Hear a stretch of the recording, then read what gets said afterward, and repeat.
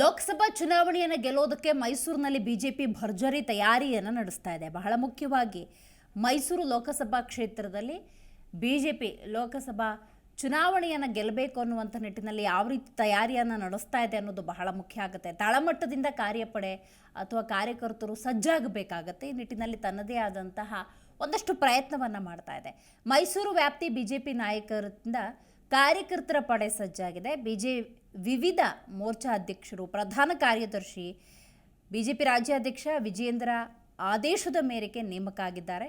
So ಮಗದೊಮ್ಮೆ Narendra Modi ಪ್ರಧಾನಿ ಆಗಬೇಕು ಅಂಥೇಳಿ ಒಂದಷ್ಟು ತಯಾರಿಯನ್ನು ಬಿಜೆಪಿ ನಡೆಸ್ತಾ ಇದೆ.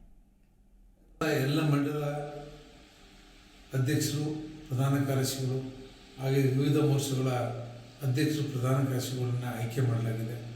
ಹಾಗೆ ಘೋಷಣೆಯನ್ನು ಸಹ ಮಾಡಲಾಗಿದೆ. ಸನ್ಮಾನ್ಯ ರಾಜ್ಯಾಧ್ಯಕ್ಷರ ಸೂಚನೆ ಮೇರೆಗೆ ಈಗಾಗಲೇ ಘೋಷಣೆ ಮಾಡಿದ್ದೇನೆ.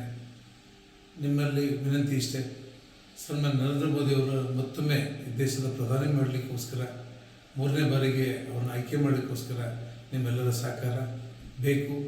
ಮತ್ತು ಪಕ್ಷ ಸಂಘಟನೆಯಲ್ಲಿ ಹೆಚ್ಚು ಒತ್ತು ಕೊಡಲಿ ಅಂತೇಳಿ ನಿಮ್ಮೆಲ್ಲರ ಅತ್ಯಂತ ವಿನಯದಿಂದ ಕೇಳ್ಕೊತಾ ಇದ್ದೇನೆ. ಜಿ ಕನ್ನಡ ನ್ಯೂಸ್ ಈಗ ನಿಮ್ಮ ಮನೆಯಲ್ಲೇ ನೋಡಿ. ಎಲ್ಲ ಕೇಬಲ್ಗಳಲ್ಲಿ ಈಗ ಲಭ್ಯ.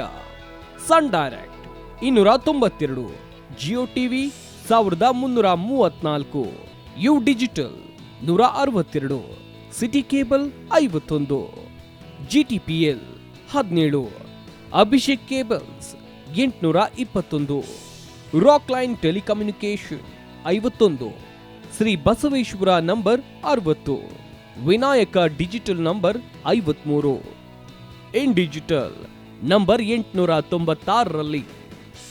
ನಿಮ್ಮಿಸ್ತದ ಜಿ ಕನ್ನಡ ನ್ಯೂಸ್ ನೋಡಿ ಆನಂದಿಸಿ.